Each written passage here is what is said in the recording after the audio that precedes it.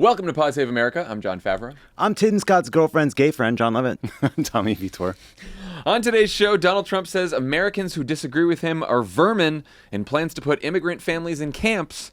And Joe Biden starts to fight back as he gets plenty of unsolicited advice from increasingly nervous Democrats. But first, South Carolina Senator Tim Scott became the second major candidate to drop out of the Republican primary after a Sunday night announcement on Fox that shocked even his own campaign staff. But when I go back to Iowa, it will not be as a presidential candidate. I am suspending my campaign. I think the voters who are the most remarkable people on the planet have been really clear that they're telling me, not now, Tim. I'm trying to process this information, and I'm trying to do it on live television. So forgive me. Romans 8:28 is such an important scripture. It says that all things work together for good for those who love God and are called according to His purpose. I think the message is clear for me right now. That was Tim Scott speaking on Trey Gowdy's show on Fox. Trey Gowdy, former congressman. I didn't even know he had a show. Oh, it's great. It's a great show. Oh, you like? Yeah, you watch it a lot. Week, every Sunday night. What are you guys doing? Apparently, Tim Scott and Trey Gowdy are close though, and he was pretty surprised.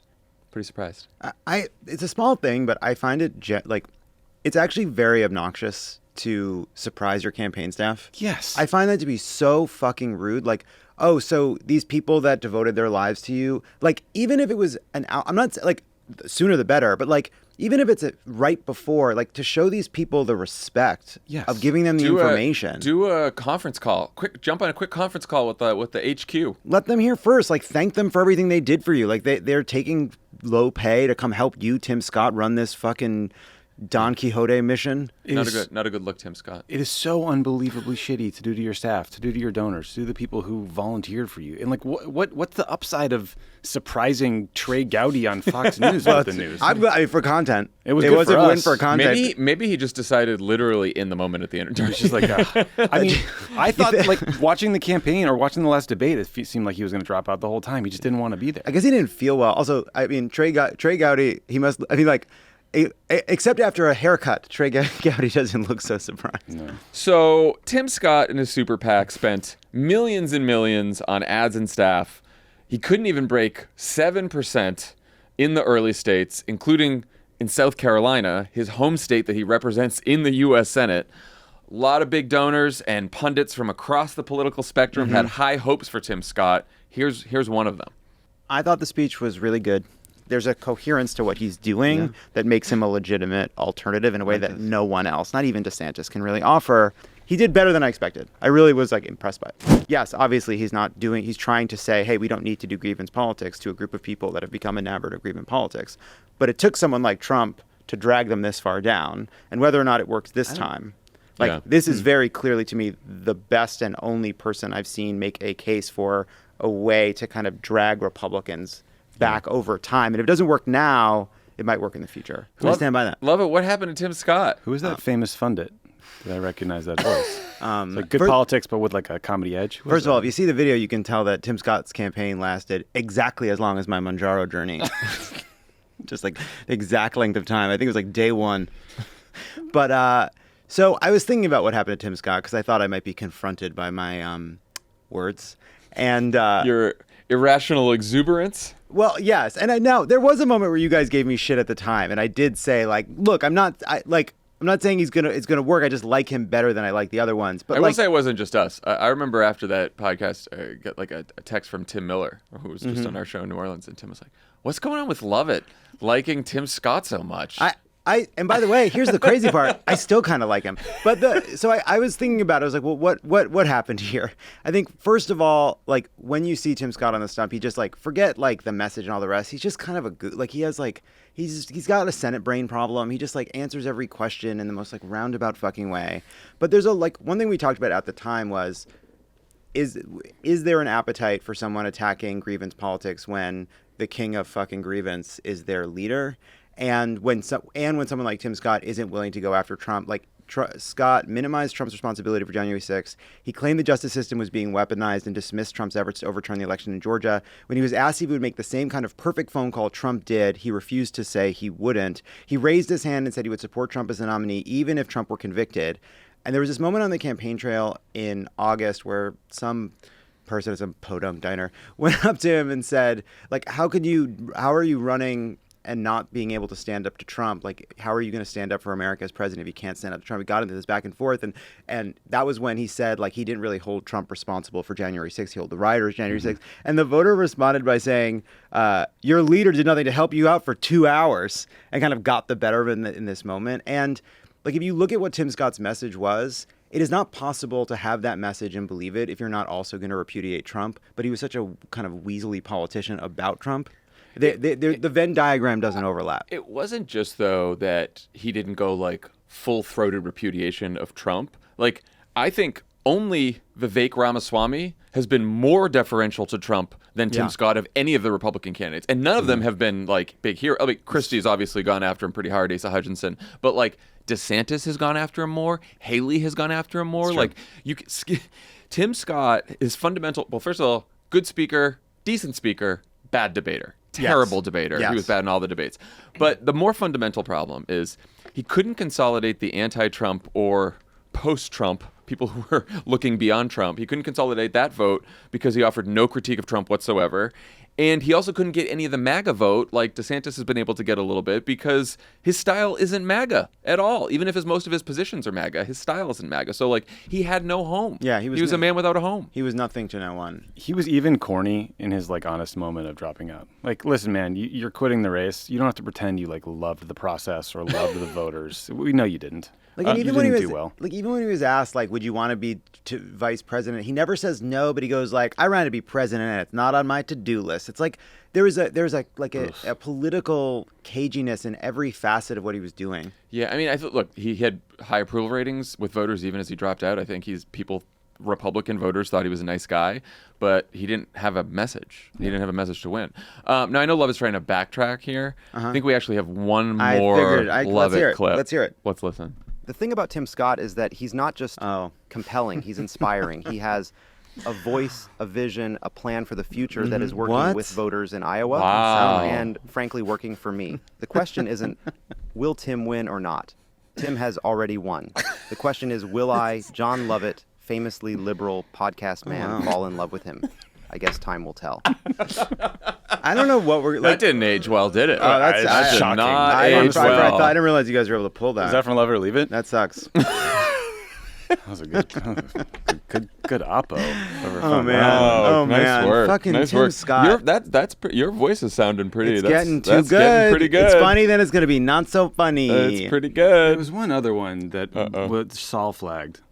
We stopped recording, right? Okay, cool. God, I am so sick of these fucking Beyonce and Taylor Swift fans.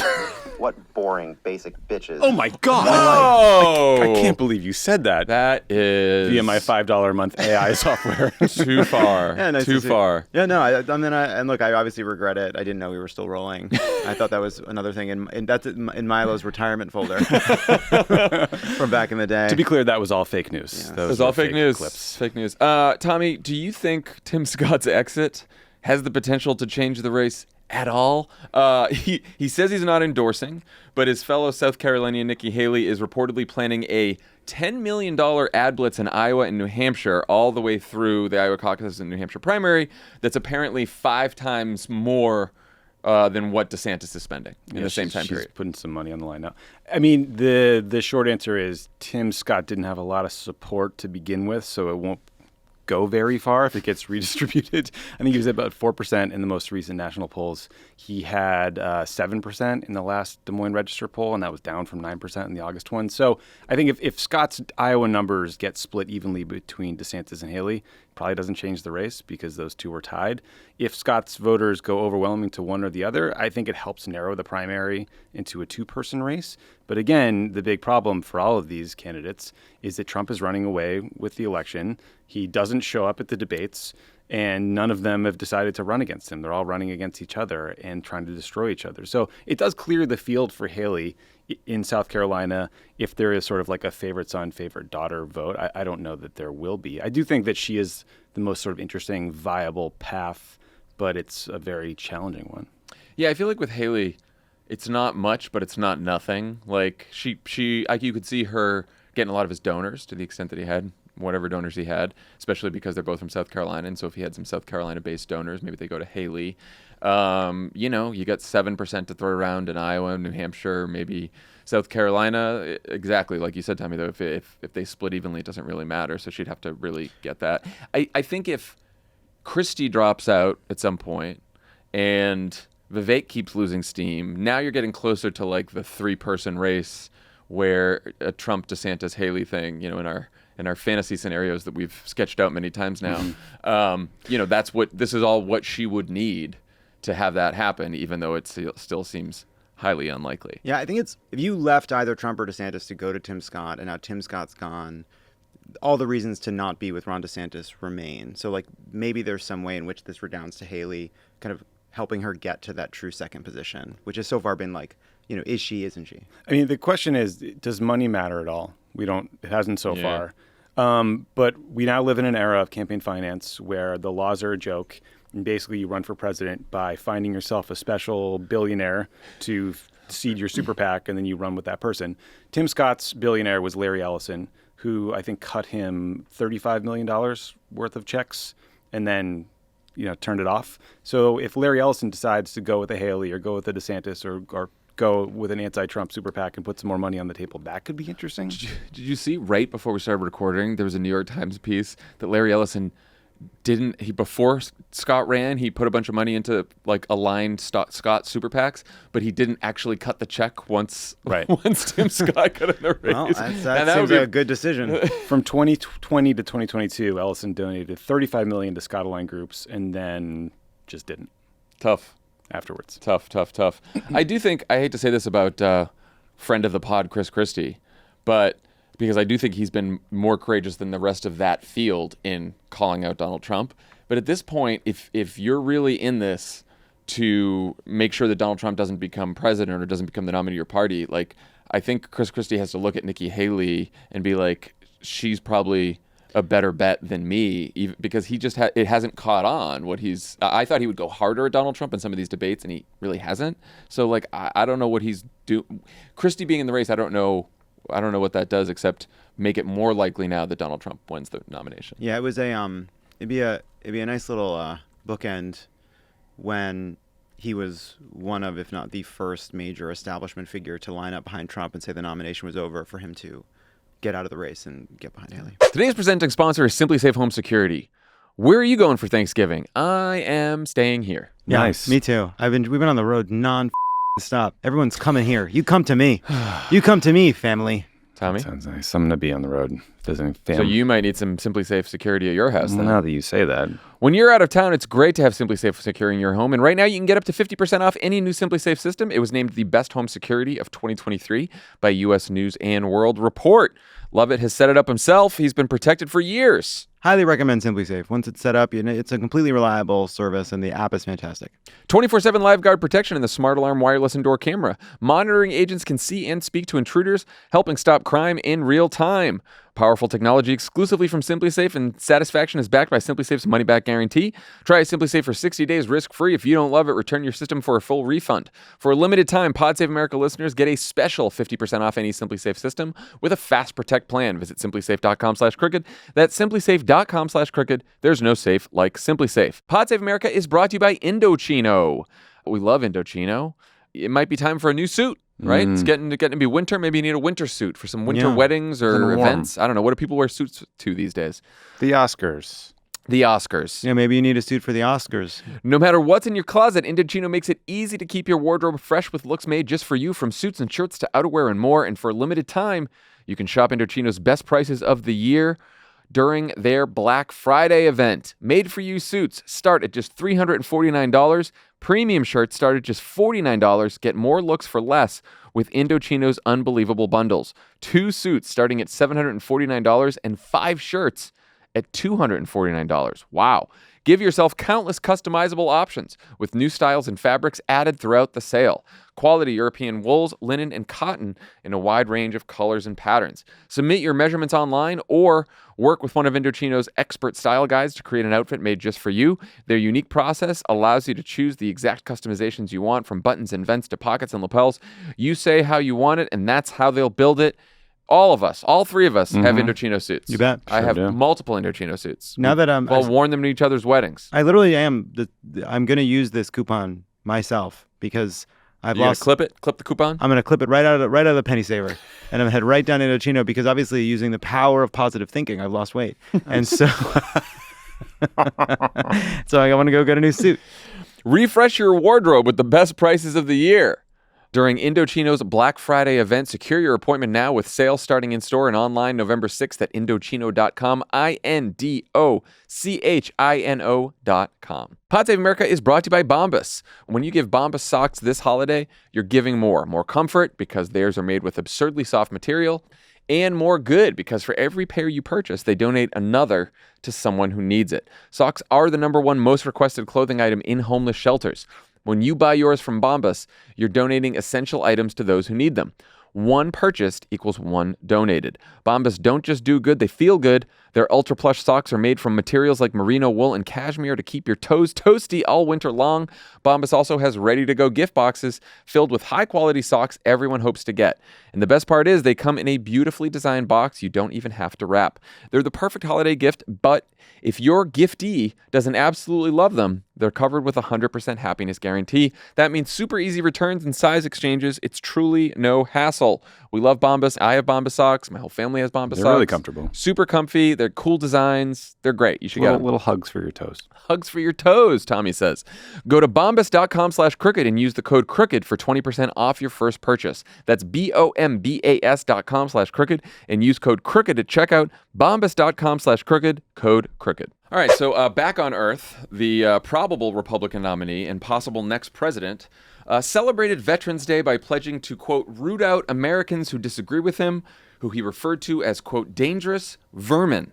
Trump's entire speech in New Hampshire was fairly deranged, even for him. Here are the highlights. Like tens of millions of people within our nation, I'm proud and strong. I'm a very proud election denier. We had no terror during my administration. The only terror we had was Nancy Pelosi, who's a crazed lunatic. She is a crazed lunatic. What the hell was going on with her husband? Let's not ask. By the way, she's got a wall around her house. Obviously, in that case, it didn't work very well, did it?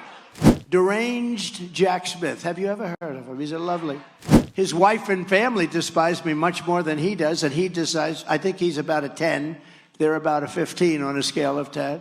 Today, especially in honor of our great veterans on Veterans Day, we pledge to you that we will root out the communists, Marxists, fascists, and the radical left thugs that live like vermin within the confines of our country. They'll do anything, whether legally or illegally, to destroy America and to destroy the American dream. The threat from outside forces is far less sinister, dangerous, and grave than the threat from within. Despite the hatred and anger of the radical left lunatics who want to destroy our country, we will make America great again. Thank you, New Hampshire. God bless. I can't believe Tim Scott's sunny optimism didn't work in this party. The Washington Post headline about the speech said Trump's use of the word vermin was, quote, echoing dictators Hitler, Mussolini. Though a lot of folks on Twitter were wondering why I didn't get as much coverage and headlines like the Washington Post as Hillary Clinton's deplorables gaffe. Tommy, what was your take on the speech? So that line, we pledge to you that we will root out the communist, Marxist, fascists, and the radical left thugs that live like vermin within the confines of our country, was delivered 1 hour and 44 minutes into the speech. It was an hour 45. So he riffed for an hour and 44 minutes, and then that was his, I guess, Stephen Miller prepared close. I think it was definitely prepared because it was also, he truthed it. The truth that exact riff after the speech. So it was clearly a set, and you could tell when he's reading off the prompter, and he's not doing his freewheeling performance. He's definitely reading it. Yeah, the rest of it was a mix. It was a lot of like greatest hits. It was a lot of in Afghanistan they left the equipment behind, and the generals told me not to. There was the death penalty for drug dealers. He talked about again how hot the pilots on Air Force One are. Hotter than Tom Cruise and taller was my takeaway. The funniest part of the whole speech was he did a bit making fun of DeSantis walking off the stage at the debate. Did you guys catch this? No. Yeah, He talked about he heels. looked like he was wearing on ice skates. Yeah. That's good. Yeah. Pretty good stuff. That's good for a guy that listen, I've done my what's it called? Defamation training. So I don't know that Trump wears lifts or not. But sometimes Trump looks like he's wearing lifts to me. Oh, Interesting, to you. interesting. To me. You.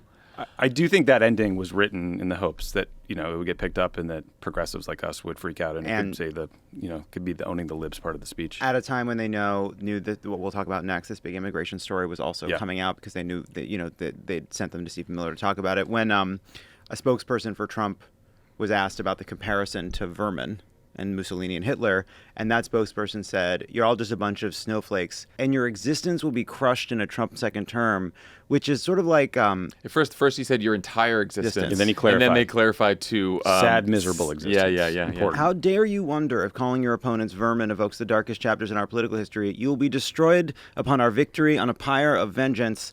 The woke communists compare us to Nazis again. You're going in the camps with the foreigners and the fags. I mean, referring to Americans who disagree with you as vermins, like Americans that you want to represent as president, is dehumanizing language. It is the language of dictators. Hitler used the words to describe Jews and the left, not once or twice, often. Hitler used that word. Now, the most charitable explanation is that it was it was designed to provoke and troll liberals and get attention. Even if you go with that explanation, it is incredibly dangerous to do, considering that there have been so many instances where his supporters, who include neo-Nazis and white nationalists, take that as a call to violence. And but there's also a darker possible explanation, is that it's not just a provocation, but it's a threat that he intends to follow through on if he becomes president. Yeah, I mean, just sort of like root out. There's You know?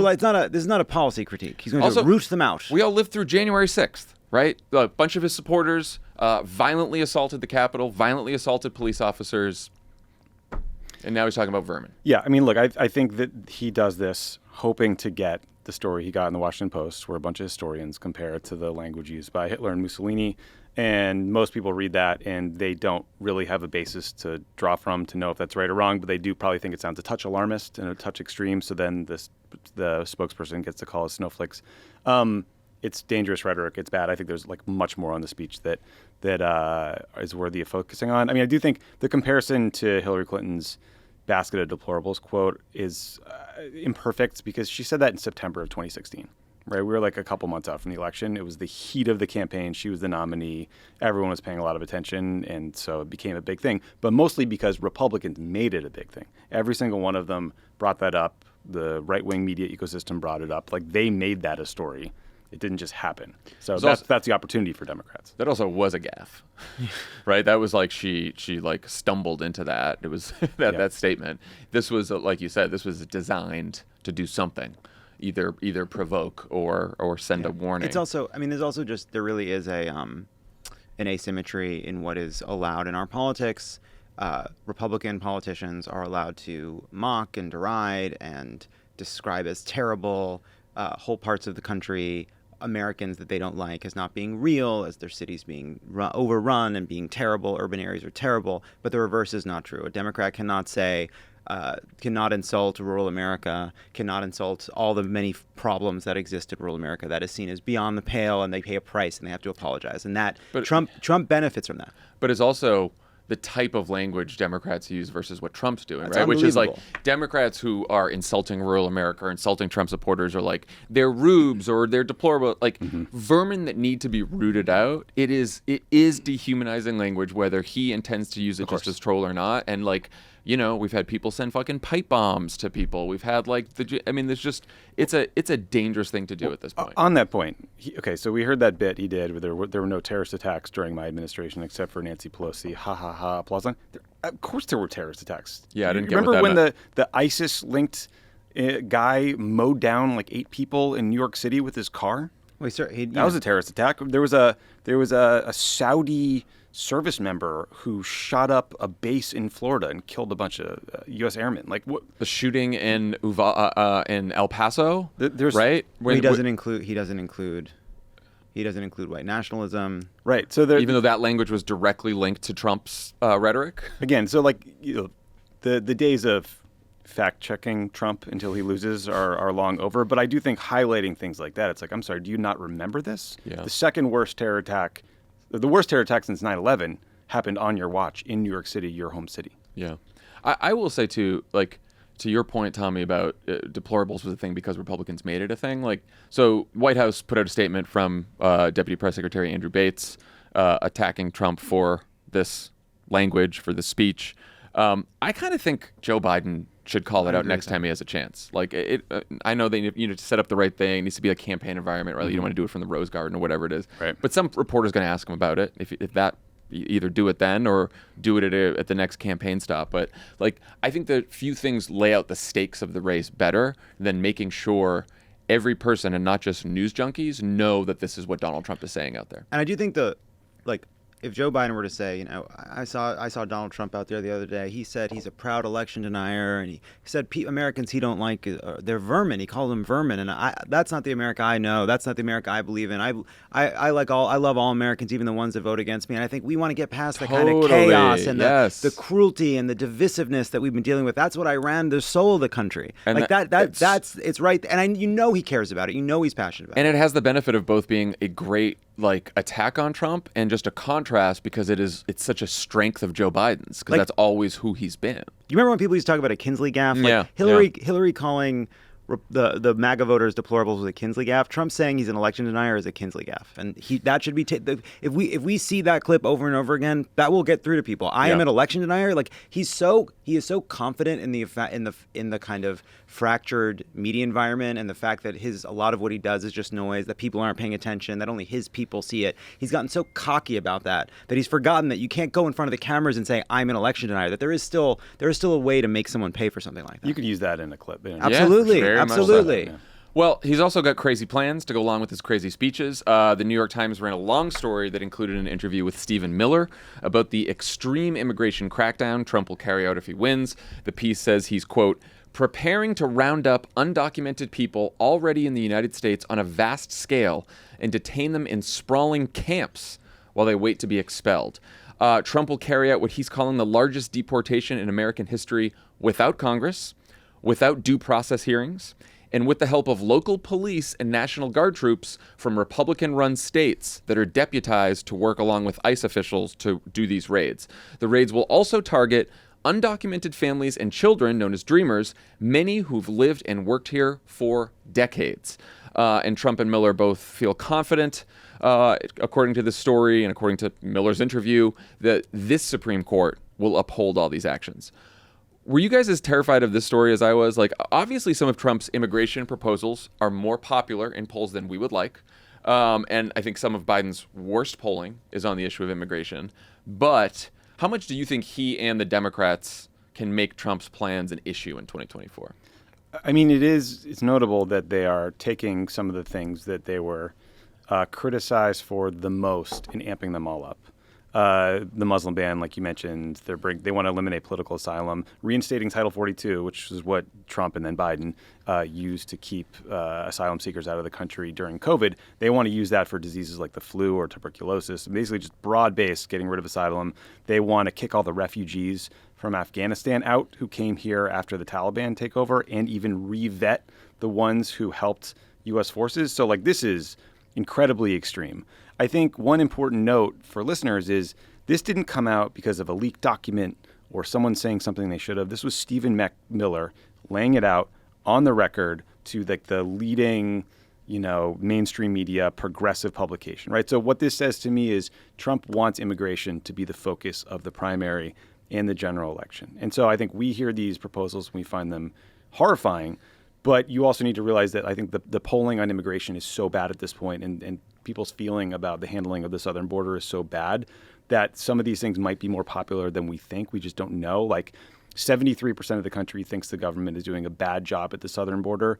52% of respondents say it's very important to require people apply for asylum before they travel to the border. 70% of Republicans say illegal immigration is a very big problem. 47% of the country total thinks that. This is from a Pew poll in 2023. So what I think President Biden needs to do is lay out this comprehensive immigration plan of his own, show that he's concerned, that he's tackling the issue, because I think what people are seeing on the news is constant stories of crisis on the southern border, chaos. If they're watching Fox News, they're seeing worse. And then highlight some of the least popular, most alarmist and scary things that Trump laid out and lift those up. Yes. But you got to do both. You have to show that you have a plan, you're on it, this is something that's important to me. This is the alternative. Yeah, I think to your point about the polling, and obviously Trump is trying to conflate a whole bunch of things here. A lot of people worried about the border, worried about the influx of migrants coming to the United States. They want more border security. They want an immigration system that is orderly and fair. Title 47 is about sort of migrants who've just come over the border, and then it's a tool to send them back, right? But this is not that, right? What Trump is laying out here.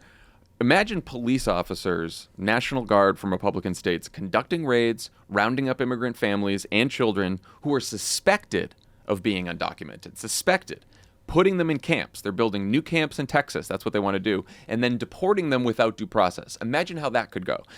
He's going back to the idea of mass deportations of the 10 to 15 million undocumented immigrants who are currently in the United States, many of whom have been here for decades, the vast majority of whom are working, which, by the way, deporting them wouldn't just be inhumane and difficult to pull off. It would be devastating to the economy. And in all the polling that you cited was right.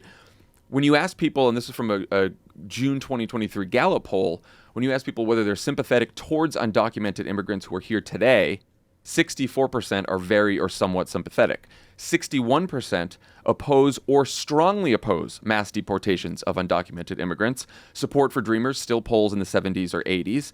Even when Trump won in 2016, the same exit poll that had him winning also gave voters a choice between would you offer legal status to undocumented immigrants who are already here, or would you deport them back to their home country? Legal status won by 70 to 25%. So it's totally about lifting up the mass deportation side of things, which is not very popular, but also taking seriously that people are pissed off about what's going on the border. It's worth remembering the three biggest drops that Trump ever had in his approval rating were January 6th, healthcare, and the effort to repeal Obamacare, and the chaos around issues like the Muslim ban and the incredible fear of what Donald Trump would unleash in the early days of his presidency. This is not also just about undocumented immigrants. This is about the American citizen children of people that might be undocumented. This also, one thing they talked about in that article is about attempting to deny citizenship to the American-born children of undocumented people. That is illegal, and it is no more Trump's decision who is an American than it was Mike Pence's decision who won the Electoral College. It is just a made-up right-wing birthright citizenship. It is in the Constitution. It is a made-up thing. They're trying to abuse the fact that when a diplomat from another country comes to this country, they are there as a representative of a foreign country to try to deny citizenship to Americans because of the wrong color. But the thing that I also think is just the amount of chaos they want to unleash in the early days of this administration. The cruelty and chaos that this would cause, the disruption to the economy, the disruption to businesses, the protest and divisiveness that this would cause is exactly what people dislike the most from the Trump era. And I think highlighting that, talking about the fact that this would be a brutal, cruel, divisive, polarizing, and ultimately unsuccessful effort to disrupt the lives of millions of people and the economy is, I think, the thing we have to do. So the part that I was sort of thinking about as I read the piece was, what are the guardrails that exist? What are the guardrails to protect us from this? And which are still there and which would be gone? And I just sort of wanted to take us through what some of those were. So Donald Trump wins, and he decides he's going to implement this broad plan. What stood in the way of Trump trying to do this stuff in the first term? One is just Trump's incompetence, right? The other is just with judges. There were a ton of judges that stepped in. There were Republican squishes in the administration that refused to go along with it. There were non-political bureaucrats that refused to go along with it. And then there was political pressure from congressional Republicans who were either a problem in and of themselves or as a weather vane for political pressure that Republican felt. And the incompetence will still be there, but the judiciary has shifted to the right. This whole thing is about a plan to make sure there are no more Republican squishes in the second term. This is a plan to put, 50,000 right-wingers into positions of the bureaucracy, and a lot of the Republicans that stood in the way of Trump in any way, rhetorically, any kind of criticism, many of them are gone, and most of them have brought into the fold. That's all. Yeah, well, to your point about the plan to put all the Trump loyalists in, there's that Axios did a pretty well-reported story today about these ideological screenings that they're doing right now for federal employees, and they're sort of breaking them into tranches, right? Like there's the ones that they could, like they want to get rid of the civil service protections and install everyone, but they also, for just the political appointees, right, which they know they're going to get, they're going through these ideological screenings. That's like Stephen Miller's running this operation, and Johnny McEntee, who was the head of personnel, and they're basically combing through their social media histories, asking them questions, and they want Trump loyalists, but they also want like experts, and they don't want the incompetent buffoons. They want to actually get people who just don't love democracy and the rule of law, but are like smart. Yeah, I mean, there's this whole I think Heritage Foundation plan to cobble together the most right-wing possible government they can find. They're also going to try to fire all the civil servants and replace them with political hires. I mean, this whole thing is just a piece of a very broader accelerationist puzzle where they're not going to be building the plane on the fly this time. They're going to have some scary shit ready to go on the first day he's in office. Yeah, it's like Chris Christie was ostensibly supposed to run the transition last time. That is not going to be in charge. No Jared and Ivanka either. Or like Pat Cipollone, right, the White House counsel, who was like a real lawyer who would say, no, we can't do that. That's illegal. That's unconstitutional. Like those people are gone. Like a lawyer that is going to sign off on denying Social Security numbers to the American-born children of undocumented immigrants is a lawyer that will sign off on fucking anything. And then say, fight it out in the courts we packed last time. Yeah. Right. And also, yeah, exactly. And, is this Supreme Court, is John Roberts and, going to round up a majority to stop some of this shit? Yeah, some of it maybe. Probably not all of it. Well, yeah, but the majority that existed where John Roberts could join Ruth Bader Ginsburg that's and gone. The other liberals is gone because Ruth Bader Ginsburg famously died. I think that's true. Pod Save America is brought to you by ZipRecruiter. Talk about some of the people you're grateful for in your show and why. All of them. A lot of people that it takes to make this thing. This copy says, my assistant, because she laughs at my jokes, and in a previous spot, we said that Andy never laughs at our jokes because she doesn't find us funny. But I have a great tag to this whole story, which is that Andy said she heard the ad where we said she doesn't laugh at our jokes, and it made her laugh. That's true. How great is that? And now she's going to hear this. But she let us know she heard that in the middle of not laughing at our jokes. Right. And then she hears this. But she is the best. And then we got to go find out what she thinks of this next. When does it fucking end?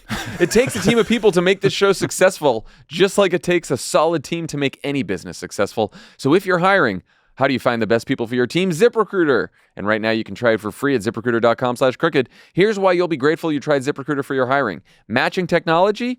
They use smart technology to scan thousands of resumes to find the most qualified people for your job. Great match notifications. ZipRecruiter lets the most qualified people for your job know they're a great match for it and encourages them to apply. And invite to apply. You can use this ZipRecruiter feature to easily send a personal invite to apply to top candidates so they're more likely to apply. See why so many business owners and hiring managers are thankful for ZipRecruiter. 4 out of 5 employers who post on ZipRecruiter get a quality candidate within the first day. Go to this exclusive web address right now to try ZipRecruiter for free. ZipRecruiter.com/crooked. Again, that's ZipRecruiter.com/CROOKED. ZipRecruiter is the smartest way to hire. Pod Save America is brought to you by Helix. If you're looking for better sleep, you need to upgrade your mattress with Helix. The Helix lineup offers 20 unique mattresses, including the award-winning Luxe Collection. the newly released and high-end Helix Elite Collection, a mattress designed for big and tall sleepers, and even a mattress made just for kids.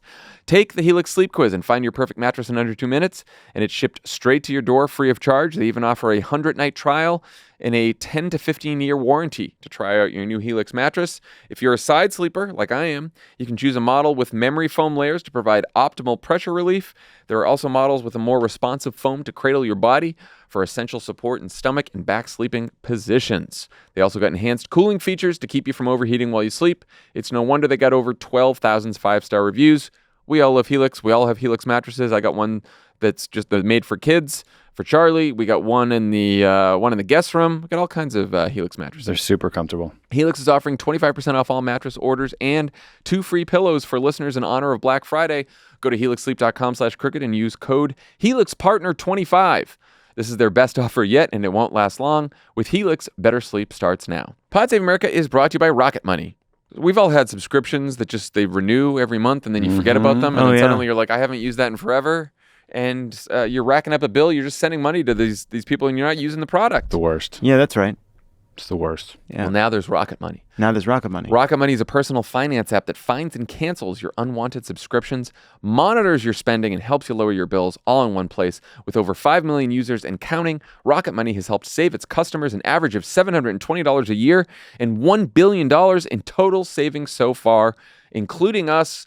We've used Rocket Money. We've canceled our unwanted subscriptions. It's really easy to use, super helpful. They can even negotiate to lower your bills for you by up to 20%. All you have to do is take a picture of your bill, and Rocket Money takes care of the rest. Rocket Money also lets you monitor all your expenses in one place, recommends custom budgets based on your past spending, and they'll even send you notifications when you've reached your spending limits.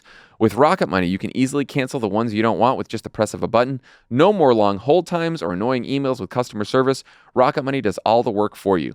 Stop wasting money on things you don't use. Cancel your unwanted subscriptions and manage your money the easy way by going to rocketmoney.com/crooked. That's rocketmoney.com/crooked. rocketmoney.com/crooked. One big thing we can do to avoid this, elect a Democratic president, Joe Biden. Current Democratic president. In the New Orleans show we just had, we talked about how Biden showed a little more fight in last week's speech to UAW workers. NBC is reporting that Biden personally made the decision to hit Trump harder in that speech, and that he's planning to, quote, shift more into campaign mode with plans to increasingly attack Trump after some of his allies have urged him to do so in recent days. He's apparently getting lots of advice these days. Politico's Jonathan Martin just spoke to dozens of Democrats and anti-Trump Republicans. Some of their suggestions, so J. Mart writes this column, and it just basically, it sort of like summarizes all the suggestions he got from these dozens of people he spoke to. Some of the suggestions included enlisting Liz Cheney and Mitt Romney in his re-election fight, making Rahm Emanuel chair of his campaign, and appointing Bill and Hillary Clinton as Middle East peace envoys. What'd you guys make of all the advice contained in the NBC and J. Mart pieces? There's no bad ideas in a brainstorm. Yeah, it's I mean, look, so current strategy not working, time to get more aggressive. Yes, I support that. I think Jonathan Martin's story was revealing in that it reflects a high level of anxiety among the kind of operative and consultant class, but also the fact that good ideas are hard to come by for how to fix it if you're Joe Biden, right? And so I think there weren't a ton of ideas that I think I'd pluck off that Politico shelf, but getting Never Trump Republicans out there on the campaign trail, not a bad idea. Maybe ditching Bidenomics if it's not polling well, not crazy. Focusing on abortion, absolutely right. I do think there's been some polling and focus groups recently that show most voters don't think Trump is as extreme on abortion as he is. And he has given us thousands of judges and quotes and votes to use to put in an ad and get that out there. So, we've already seen the White House press office ramp up their messaging. There's these new social media accounts that are putting out clips of Trump stumbling, getting the name of the president wrong 7 times in a month, like things that weren't getting out there 6 months ago that I think has been effective. I do like to hear that Biden himself is like, all right, no, it's time to start punching Trump in the face. Yeah, there was a third category to add to your 2 of the kind of advice in the piece, which was please run a campaign in 2024.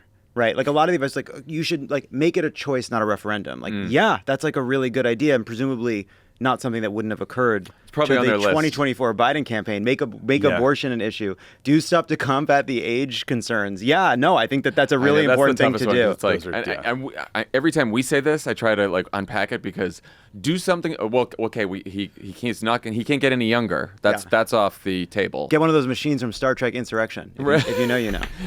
Well, and they'll say, look, he went to Ukraine, he went to Israel. Like, he's out there, he's in war zones. Like, he's doing real things. This is not, someone who's not on top of his faculties. A lot of the advice was like super inside baseball stuff about where current staffers should be working out of. Like, should they work in the West Wing or should they be in Delaware? I think the reality is that Joe Biden is incredibly, he leans on a small group of staff very hard. And he's going to want them in the White House, sitting with him, not in a campaign office in Delaware. So, like, some of that stuff didn't land with me, like sending Mike Donnell into the campaign. Like, I just don't think that's... Maybe it works, maybe it doesn't. I don't I also just like, if Hillary and Bill want to go to Gaza, I guess, like... Tell me, what do you think about the Clintons as Middle East peace envoys? I don't know if that would work as well. I do... Thinking about a way to make the wars in Ukraine and Gaza not your constant day-to-day focus is a good idea. Yeah. If you can name some envoy or something to kind of like get that off your day-to-day messaging plate and focus on economics or other things, that might be good. I'll tell you, easier said than done. I cannot think of a better way to bring back disaffected young progressives than bringing back Rahm Emanuel as your campaign chair. Well, you know what I took? It's such a strange... What? But here's what I took from that. Who gave that advice? Here's what I heard from that, though. Here's what I heard. What I took from that was someone who's like just sitting in their house, fucking nervous. Be like, we need somebody who's going to really make things... who's someone who curses? Who's someone who's going to really make things good? Someone who's going to yell a lot. Well, at one point it was like, bring back Ron Klain for some big role. Yeah, sure. Great. Love that. Yeah, they should. And that's probably going to happen. Exactly. I also think there was a point about, it is fun and often warranted to complain about media coverage, complain about people underestimating Joe Biden, complain about the polls. I don't know that it's always the best use of energy and focus, and I don't know that it always moves the needle that much. I think like really focusing on the choice and getting people to think about the choice all the time and attacking Donald Trump all the time if you're the campaign. I think that's probably a better use of time, but Well, I think that's of course right. I do think though there's like a confusion in the piece between projecting confidence and having confidence. Like Joe Biden should not be out there being like, I'm really worried about these polls and the age is going to be a huge problem. Like, no, he should be out there saying, I'm like, every president believes his accomplishments are being undercovered and underappreciated. Sure. And for Joe Biden, that is a real and serious problem for him as a candidate, but for our country. Don't know if the polls are real or not, but I'll tell you, I'm going to change some minds if I need to, and I'm going to show people what the choice is in this race, and I'm going to run the race and tell them the stakes and what's going to happen if Donald Trump becomes president and what's going to happen if I'm president. Absolutely. I think the job of president is incredibly hard. Every president ever in history feels like they're treated unfairly by the media. I think you do, though, have to project a little more confidence. Like, there was a clip where Peter Doocy from Fox News was asking Biden about the bad New York Times poll, and he kind of got in his face and wagged his finger and was like, "We'll send you 8 other polls." And I'm like, that's not the way to approach this. Don't send any polls. Don't send any.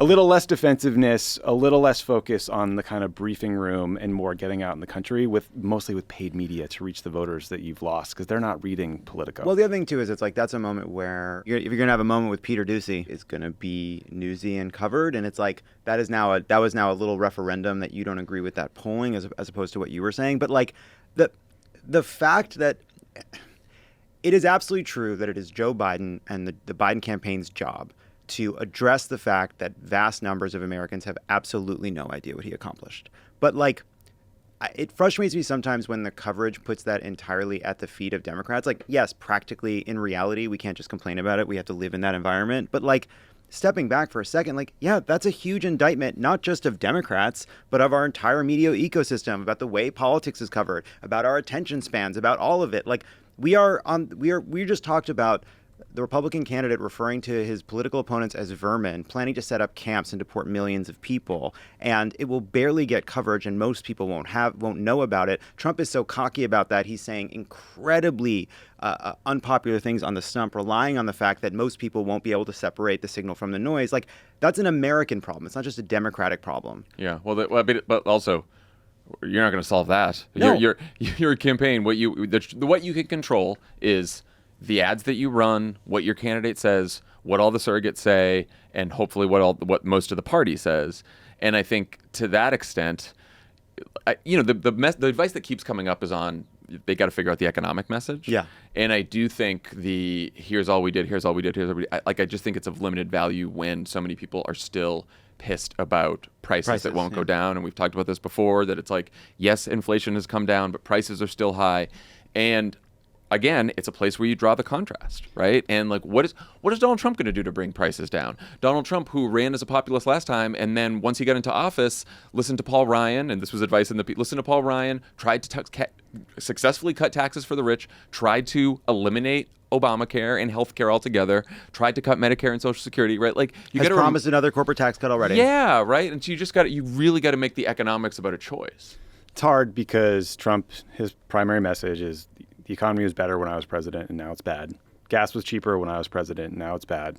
There were fewer wars when I was president, and now look at Ukraine and Israel. So again, like to the point about immigration, the media's covered the hell out of this immigration. Like, the Trump people rolled it out to the New York Times, then he talked about it at his rally. Like, it's not getting covered because they want it to get covered. The problem is there's a policy problem at the border that Joe Biden can't solve, in large part because Congress won't help him solve it by passing a law or doing anything constructive here. So that's like the challenge of being the incumbent here. I mean, Trump which is just always gets the a lot challenge. of bombs. Which is always the challenge. And that's, but like, we dealt with that when Obama ran in 2012, and we dealt with different challenges, but ours was like persistent unemployment from the Great Recession.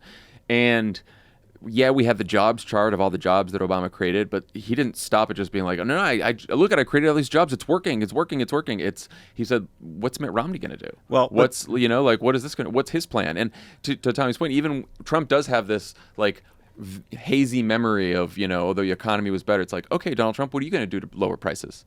Yeah. You have any ideas? And there were so many stories like this kind of story. The thing that the reason I bring up the fact that it's not just a Democratic problem is like, there is this, Republicans think that this, like, the mainstream media is biased, and I think it does treat Democrats as the protagonist and Republicans as the antagonist, and that often redounds to a Democratic advantage in the way stuff is covered. But in moments like this, that hand wringing, like, it is from the point of view of worried Democrats. It is like baked into the piece that it is a bunch of worried people trying to figure out what Joe Biden has to do to fix this problem. And the thing is, part of what makes it a problem for Joe Biden is like he is covered in a different way. He is held to a higher standard. The worry and concerns about Biden polling, you will never see a story. If there's a couple weeks of polling, there is no equivalent version of this story on the right. Like, there'll be a version of it, but it doesn't rise to this level. They don't get covered with this level of specificity. There's no one doing staffing recommendations for a Republican campaign in this way. It's just different. I don't know. I think every side thinks the other side. Like, the Republicans all say, Democrats never do infighting. They don't attack each other, and our side does. And we say the same thing about that. I just think, like, it's hard to be in charge, and it's hard to run. And I also, like, this the is whole sort of standard shit. Jim Messina, our Obama's campaign manager in 2012, wrote a piece that was like right next to J. Mart's piece that was like, no need to panic over Biden, and don't sweat the doom and gloom polling, and early polls are unreliable. And then he had some good advice about like economic messaging and stuff like that. But no one should panic, of course, but like, people are worried because fucking democracy hangs in the balance. Yeah. Well, there is like, people are going to get worried, and they're going to want to make sure that Joe Biden can pull this off. And it's like super important. Right. And the Biden message is the soul of the nation is at stake. The future of democracy is at stake. So we're allowed to worry. There's one part of the story where he says, the country knows exactly who Donald Trump is. Many are unbothered by it, and no amount of scolding will make them say, oh, wow, I guess he is a bad guy. And I was like, well, hold on a second. Like, we do, like, this idea that, like, again, that, like, Donald Trump's badness is, like, so thoroughly baked in that it's not worth talking about. Like, I do think that, like, it's not, maybe people know, but they may not feel it, and we're going to have to make it present for people. I don't agree. And There's I a really, recency bias. And it has to be perspective, because at the end of the day, voters care about, like, anyone cares about, like, what's going to impact my life? What's my life going to be like if Donald Trump is president? I don't want to hear about the past. I don't want to hear about his character in the past. Like, what is he going to do? Yeah. Is it going to be so bad? Or what's Joe Biden going to do, right? Like, people want to know. They want to, when people say elections are about the future, it's not this, like, gauzy optimism. It's about, like, yeah, what's going to happen to me? Like, what's my life going to be like? And I think that talking about Trump's second-term plans is probably even more important than, like, the vermin comment, right? Like, that immigration, building the camps, is probably more important to get through than, and he's calling people vermin. Like, I actually think that it's the plans that are gonna, it's his vision for the country and versus Joe Biden's vision for the country. That's what people are gonna decide. And if you're waiting for, like, someone to come along with, like, a silver bullet to make you less anxious about the two biggest issues facing Joe Biden, like, the result, the effects of inflation and his age, it's not going to happen. No. There's no magic answer to these very difficult liabilities. They are his biggest liabilities. We will be dealing with them and fighting to address them. I don't know what else. I mean, Go get a benzo. Go get a benzo. Go get a benzo. Okay, cool. Speaking of Bill and Hillary going to Gaza as our new Middle East peace envoys, quick reminder that you can now get Pod Save the World extended episodes without ad interruptions when you join Friends of the Pod. Check out the full list of subscriber perks at crooked.com/friends. What a segue. I like the extended episodes. Is that just you just don't tell Ben the show is over? And one more piece of housekeeping before we go. It's about some cool new merch. Guys, the holidays are coming up, and the Crooked Store has everything you need to get festive, which I know is everyone's top priority. What better way to say thank God 2023 is almost over than with an indictment-inspired ornament to remember this year by? The store also brought back the Locka or Leave It sweater, and now there's also a Ho Ho Homo sweater. They're the perfect thing to wear to your next holiday get-together, whether you're making latkes with the family or voting on the next House Speaker with a bunch of people you despise. Very specific group. Head to crooked.com/store to shop. That's our show, and we'll talk to you guys on Thursday. Latkes are just home fries? Oh, my God. I think so. The Goyim jumped out. That's